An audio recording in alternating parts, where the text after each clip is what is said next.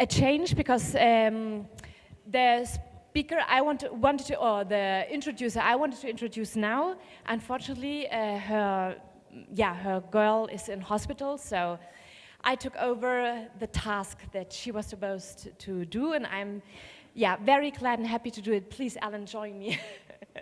Because now I want to introduce you to Sophia Asiimwe, who, please, come up to me. Because this will be a little bit more personal now, if you don't mind.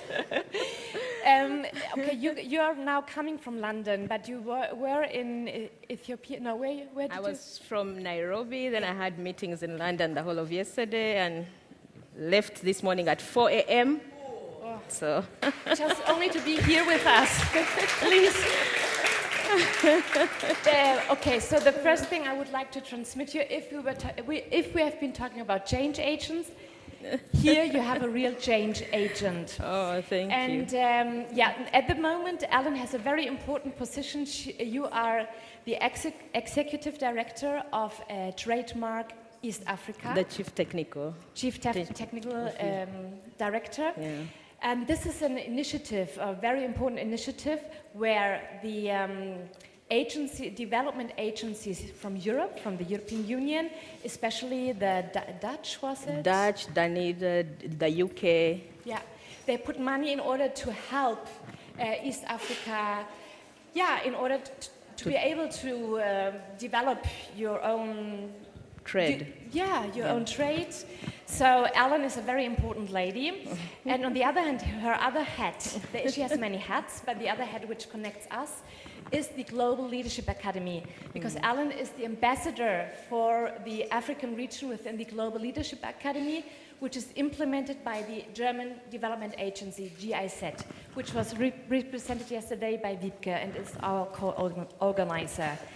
And apart from all of that, Alan is just a wonderful person, and if I may, the first time we met was at the European Development Days this year in Brussels, and it was so funny because there's this huge building in Brussels where during, I think, 2 days, many Europeans, white Europeans, discuss how they can help African, South American people in order to get empowered.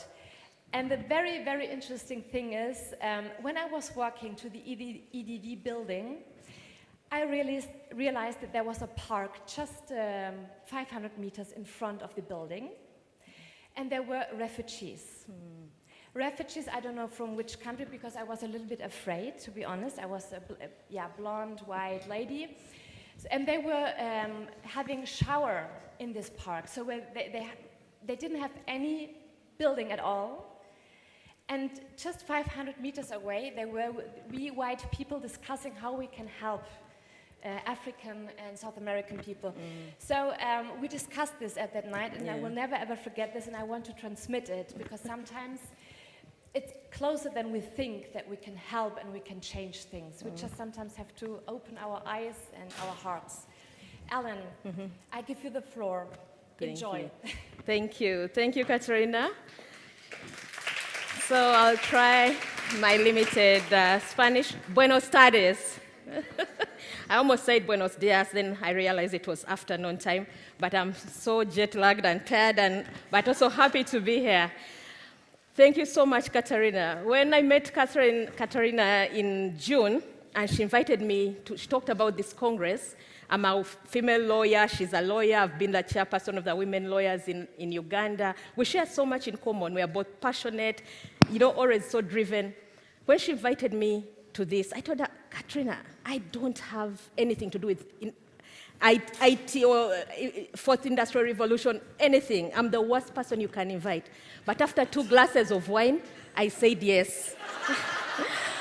And now today, in typical Spanish fashion, after a glass of wine at lunch, I'm standing here before you. So bear with me, I'll do my best. So it's really a pleasure to be here. I'm one of those women. I was reading an article this week as I was thinking about the Fourth Industrial Revolution, and there was a startling statistic. Women over 40. Is there anyone in that category like me? Women over 40? Hello? A according to that statistic by, I think someone at the IMF, women over 40, we are likely to be most affected by the fourth industrial revolution. I was so scared. I said, what is this all about? And then I came to Europe. I travel so frequently, but every time I come to Europe or go to the US, it's so shocking the changes. You guys are living the fourth industrial revolution. You don't realize it. I came in this week on Wednesday night. I got into London yesterday morning, Thursday, and someone picked me up and they were in a driverless car. So the car was fully electric. He could even put the hands off the engine and it drives. I was like, okay. This morning at 4 a.m., I got to Heathrow Terminal 5. I'm checking in. There's no single person. You remember those beautiful British Airways women and men? There was no one. There were only machines. I don't know how to tag everything. I'm that woman who has to ask my son to come and help me with the TV remote because I don't understand that stuff. I have to ask them about my phone because I don't understand that stuff. And there I was checking in my luggage at Heathrow Airport, Terminal 5, all the way. You're living the Industrial Revolution. We are not. But I'm glad that I made it in one piece and with my luggage. But it got me thinking. Before, when I traveled by British Airways, you know, we Africans, we love to shop when we come to Europe. You would negotiate with them to say, please, take more kilos.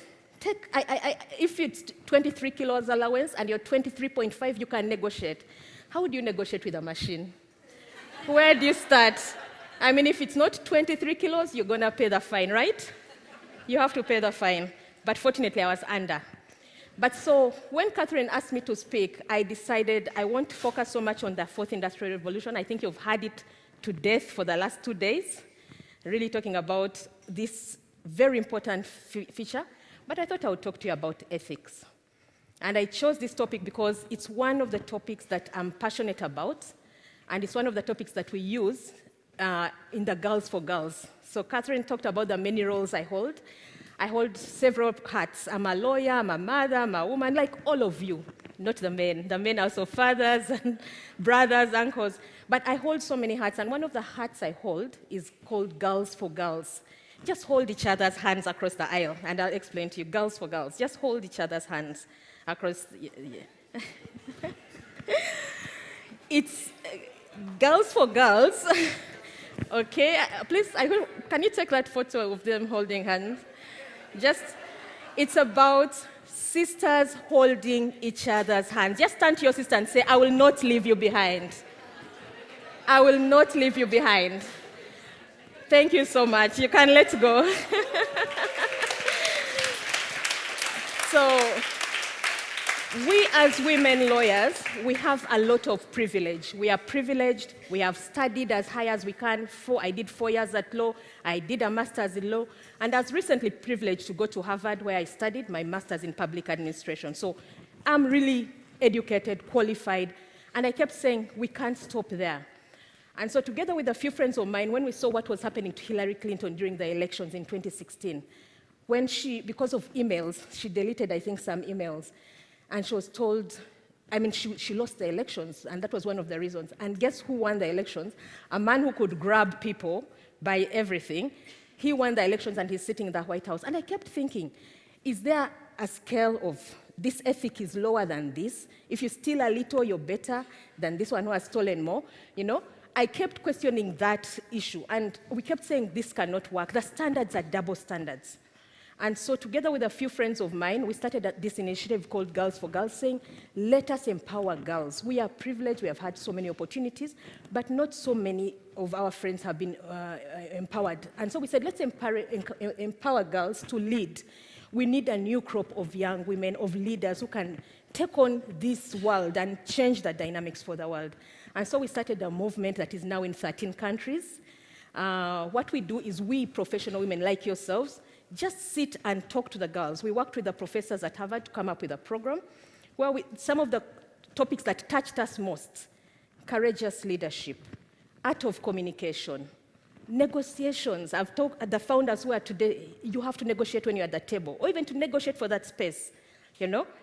Running for office, getting onto boards, getting into public service. We have to push girls and to ask girls. But I think the most powerful topic I studied was on ethics and values in decision making. what informs your ethics? What informs your values?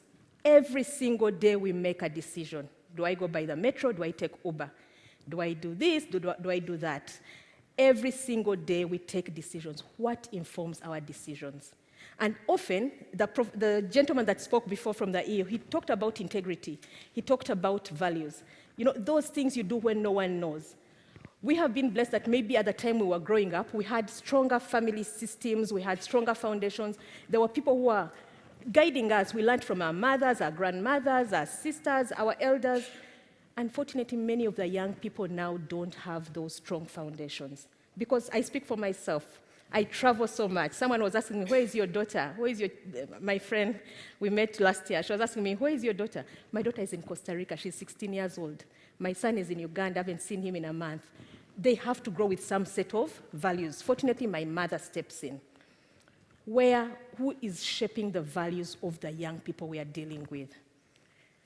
And so that and all the other courses, sessions are some of the things we now talk to girls about. We realize that if we just sit with girls, we as women who have gone through so many options, you've had difficult dilemmas and said, do I take this? Do I take that step? So we sit with these young women, 15 to 25 and 25 to 35, and share our stories, but we also listen to them. And my sisters and brothers, over the last year or two since we started Girls4Girls, the stories we've heard from the girls, they're amazing. And I thought I would share with you a few that we, as women lawyers, can help to shape the values of young women around the world. The first group I want to share with you are young lawyers. As I said, we create circles. We mentor young women in circles. Let me just show you an example of a circle. You see? So this is some kind of circle. These are young women. They are 35, maybe. I always call it the valley of death. Someone called it the leaking pipeline. You know that 25 to 35, children, marriage, career, you're confused. These women had been stagnant in their jobs for a long time. No promotion, no career goals. What will many girls end up doing? They will either think sleeping with a boss is the best way to go. They either think cheating and shortcuts is the way to go. So when we sat with the young female lawyers in law firms in Kampala, in Uganda, many of the girls who are around 25, they are earning less than $100 a month. They are suffering from sexism, ageism, sexism in that they are told, you're girls, you don't know much, you know. We heard about sextortion this morning. Their partners, their law firm partners, want to sleep with them. If you want to get a juicy part of the job, they have to sleep with you. These girls keep resisting until they're pushed to the wall. What can we do? In countries like ours, where the institutions are weak, you find that for you to get anything going, if you're chasing a land title, if you're trying to process a court document, often you have to pay something. Many of the girls say, I don't like that, I don't believe in it. But if I don't do it, the boys do it. They are promoted. So the girl is 2 years into the law firm, she's earning $100, the boy is earning $1,000. Why? Because the partner will see he's easier to tell to do the hard stuff. The girls can't do the hard stuff. And you wonder, if they do not build the ethics now, if they do not build the values now, what role will technology play? Will it help them to even the ground that if a law partner is giving them work, it doesn't matter whether it's a boy or girl? Because, I mean, with artificial intelligence, the decision can already be taken what direction to take. Will it matter? Will it make them more visible? Or will it actually worsen the situation? Many of the girls actually found the attrition rate for young women.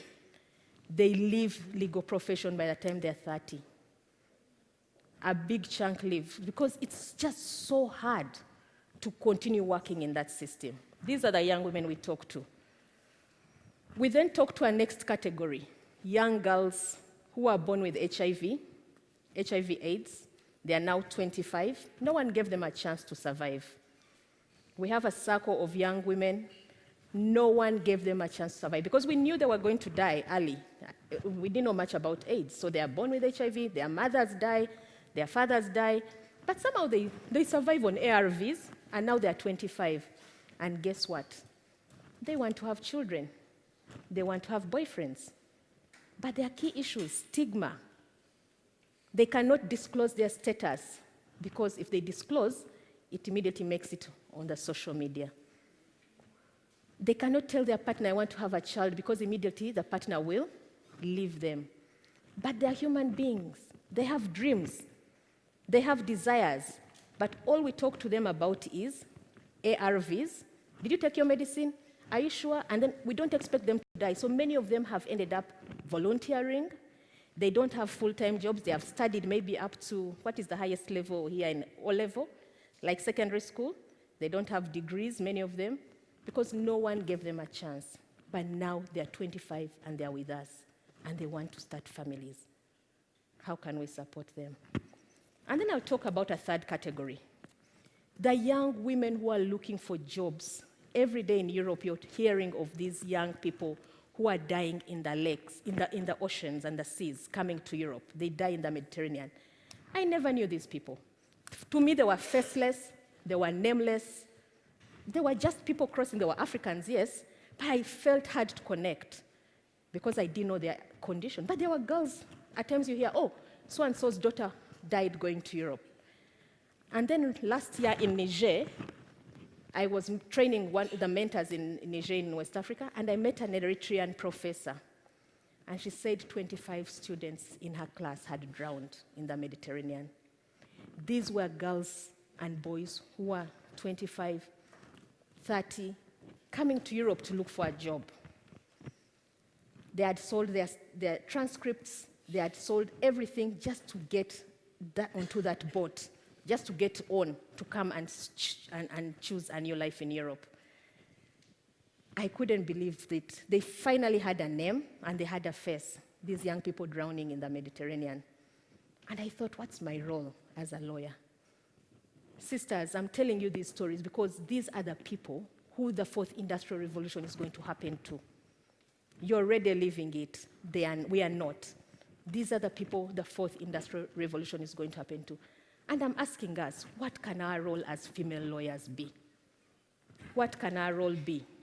We have the power, we have the privilege, we have the positions, we have the space.